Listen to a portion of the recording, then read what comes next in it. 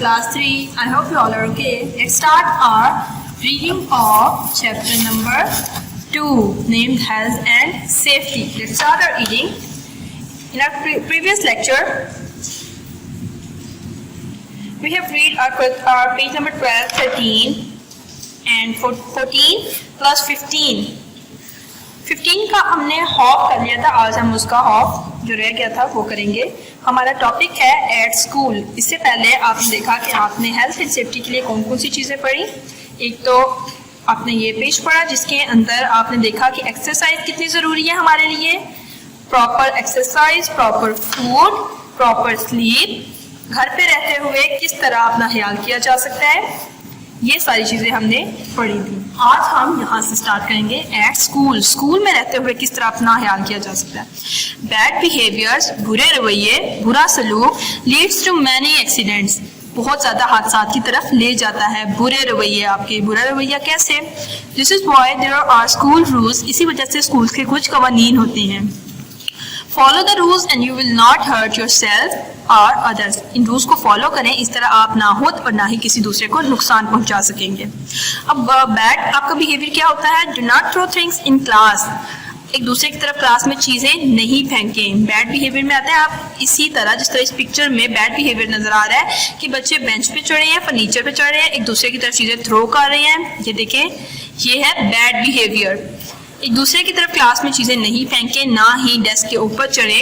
Class के equipments, class की चीज़ों को ध्यान से इस्तेमाल करें। इस पिक्चर में आपको नज़र आ रहा है कि बच्चे, एक तो ये बच्ची क्लासरूम के जो रूल्स हैं उनको फॉलो कर रही है, ये वाली बच्ची एंड ये वाली बच्ची। जबकि आप देखें ये कुछ स्टूडेंट्स ऐसे हैं जो कि बैड बिहेवियर शो कर रहे हैं।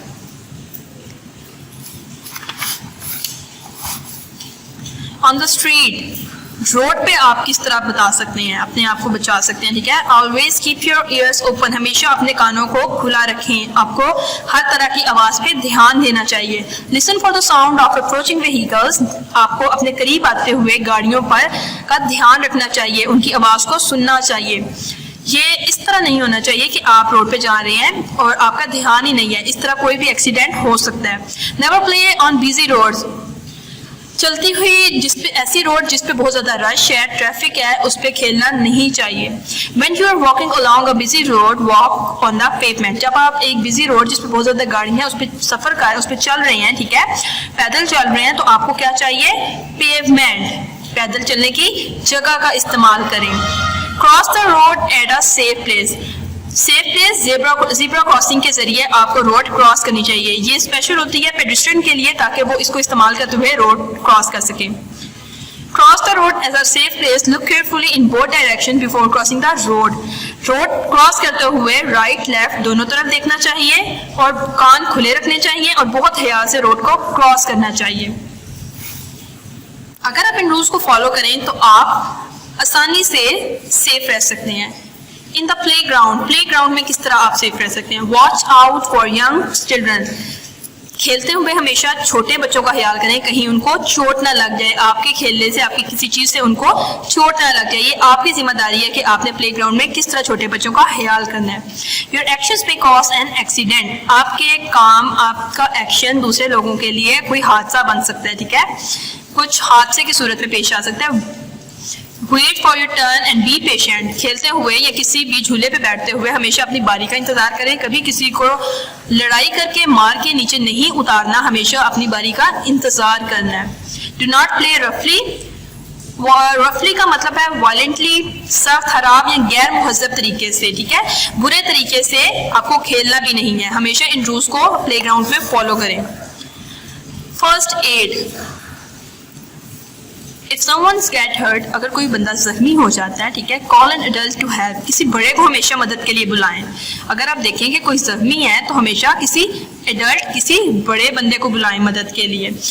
Do not crowd over around the injured person, किसी जख्मी बंदे के इर्द गिर्द आपको हजूम नहीं बनाना, इकट्ठे नहीं होना। Do not try to move the injured person, ना ही बीमार जो जख्मी बंदा है उसको हरकत दें, उसको हिलाएं। इन रूल्स को फॉलो ज़रूर करें। इसके अलावा डिस्कस एंड आंसर में when crossing busy roads we must pay attention and use our eyes and ears what can distract us from paying attention when crossing the road. Share your ideas with your class and come up with the ways to cope with distraction. Road cross करते हुए कौन सी ऐसे अपने कान और अपनी जो अपनी आंखें इनको तो खुला रखना चाहिए, ठीक है, इन पे खास तौर पे आपको हर चीज पे ध्यान देना है। ऐसी कौन सी चीजें हैं जो कि आपको डिस्ट्रैक्ट कर सकती हैं, आपका ध्यान दूसरी तरफ भटका सकती हैं। शेयर योर आइडियाज, अपने आइडियाज को अपने क्लास में शेयर करें। अब बच्चों आपने इसकी मुझे बताना है कि आपका रोड क्रॉस करते हुए कौन सी ऐसी चीजें जिनकी तरफ आपका ध्यान चला जाता है। अक्सर ऐसा होता है कि कोई आइसक्रीम शॉप होता है, अगर आइसक्रीम स्टॉल में हम देखते हैं तो हमारे बच्चों का ध्यान उस तरफ चला जाता है, रोड क्रॉस करते हैं उधर देखते हैं, कोई टॉय शॉप देख लेते हैं या फिर कोई किसी का पेट देख के भी आपका ध्यान उधर जा सकता है। ये चीजें होती हैं डिस्ट्रैक्ट करने वाली, ठीक है। इस तरह अपने आइडियाज शेयर करें। कॉन्सेप्ट चेक करते हैं जी। When walking on a busy road, walk along the, जब आप रोड क्रॉस कर रहे हैं तो कहां पे आपको चलना चाहिए? Pavement. Walk along the pavement. Walk along the